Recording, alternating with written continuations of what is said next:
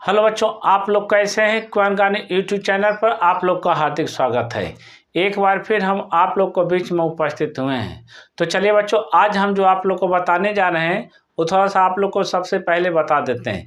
सबसे पहले आप लोग बताएंगे प्रेजेंट इंडेफिनिट टेंस की पहचान, उसके बाद बनाने का नियम, उसके बाद स्ट्रक्चर, उसके बाद हम कुछ एग्जाम्पल देंगे।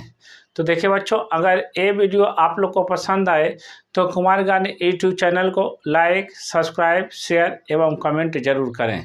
तो चलिए बच्चों, अब हम हेडिंग देते हैं, थोड़ा सा ध्यान दीजिएगा। हेडिंग देते हैं पास्ट इंडेफिनिट, INDEFINIT,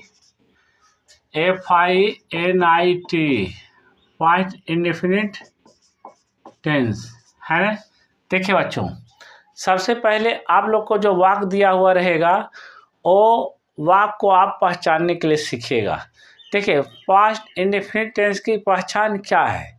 सबसे पहले आपको ध्यान देना चाहिए क्रिया के अंत में, यानी जो वाक्य है उसके क्रिया के अंत में या ई ए या आपको ता था, ते थी, ते थे, ये सब अगर लगा हुआ रहे तो समझिएगा वो वाक्य पास्ट इंडेफिनिट टेंस का वाक्य है। चलिए बच्चों, लिख देते हैं, थोड़ा सा समझिएगा।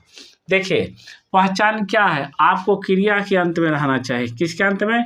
क्रिया के अंत में क्या रहना चाहिए? या, है ना, ई, ए, या आपको रहना चाहिए अथवा, या आपको ऐसे रहना चाहिए ता, था, ती, थी, ते, थे, है ना। अगर आपको क्रिया के अंत में या ये या ता था या ती थी या ते थे अगर ए लगा हुआ रहे तो आप समझिएगा कि वो वाक्य पास्ट इंडेफिनिट टेंस का वाक्य है। देखिए, जैसे देखिए वो ते थे, ते पास्ट इंडेफिनिट टेंस का वाक्य, या पास्ट इंडेफिनिट टेंस का वाक्य, या पास्ट इंडेफिनिट टेंस का वाक्य। तो सबसे पहले आप वाक्य को पहचानिएगा। जब तक वाक्य को आप नहीं पहचान पाइएगा तब तक आपसे ट्रांसलेशन नहीं बन पाएगा। तो देखिए, ये पहचानने का नियम है। अब बनाने का नियम क्या होता है? बनाने में होता है कि सबसे पहले सब्जेक्ट रखिए। आप पास्ट इंडेफिनिट टेंस में सब्जेक्ट के बाद वर्ब का दूसरा रूप का उपयोग कीजिए, उसके बाद अंत में ऑब्जेक्ट को रख दीजिए, आपका ट्रांसलेशन बन के तैयार हो गया, है ना। तो देखिए बच्चों, अगर इसका रूल लिखना चाहते हैं तो आप कैसे लिखिएगा। देखिए, हम बोल के एकदम आप लोग को बता देते हैं।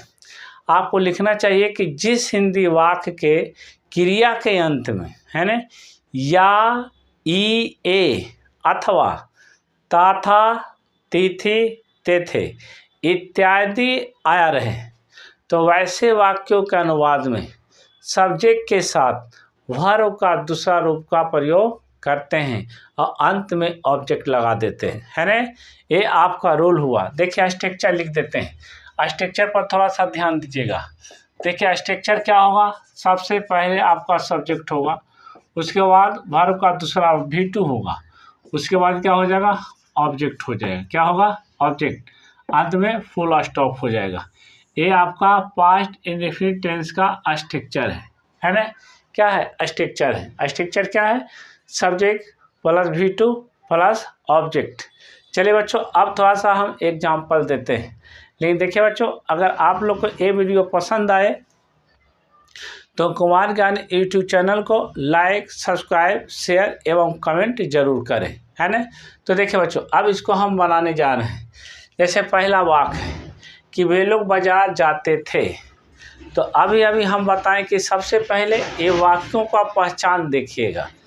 अंत में ते थे लगा रहे, ते थे और क्रिया के अंत में है तो ये पास्ट इंडेफिनिट टेंस का वाक्य है ना। बनाने के लिए क्या होगा? सबसे पहले आपको सब्जेक्ट चुनना होगा, है ना। तो वाक्य में सब्जेक्ट कैसे चुनिएगा? आप देखिएगा कि वाक्य में कौन करता है, कौन काम कर रहा है। जो काम करेगा वही आपका सब्जेक्ट होगा, है ना। तो देखिए, वे लोग बाजार जाते, जाने का काम कौन कर रहा है? वे लोग कर रहा है। तब वे लोग क्या होगा? सब्जेक्ट हो जाएगा। तब वे लोग का मीनिंग क्या होता है? दे होता है। तो यहाँ लगा देंगे क्या? दे, क्या लगा देंगे, दे, है ना, दे लगा देंगे। ठीक, उसके बाद देखिए भारुक का दूसरा रूप, याद रखिएगा भारुक का दूसरा रूप, है ना। इसका नियम हम आप लोग को बता दिए हैं, इसलिए कुमार ज्ञानी यूट्यूब चैनल पर जाइए, उसमें प्ले लिस्ट बना हुआ है इंग्लिश कन्वर्ट करके, उसमें आपको V1 V2 V3 को याद करने का ट्रिक बता दिए हैं। इस वीडियो को देखना ना भूलें बच्चों, है ना। तो आपका भारुक का दूसरा रूप तीसरा रूप आपको याद हो जाएगा। ठीक, तो देखिए यहाँ दूसरा रूप, किसका दूसरा रूप लिखेंगे, जानक। जानक में क्या होता है, गो, तो गो का क्या होगा, बेंट होगा, है ना, क्या होगा, बेंट, WENT, बेंट। कहाँ जा रहे हैं, मार्केट, तो क्या लिख देंगे, 2MARKET, हो गया, मार्केट बन गया कि दे वेंट टू मार्केट। दूसरा वाक्य देखिए, मैंने तुम्हें पढ़ाया, तो देखिए अंत में या लगल है, या लगा हुआ है, तो ए पास्ट इंडेफिनिट टेंस का वाक्य है। सबसे पहले आप सब्जेक्ट चुनिएगा, सब्जेक्ट क्या होगा, मैंने की क्या होगा, आई, है ना।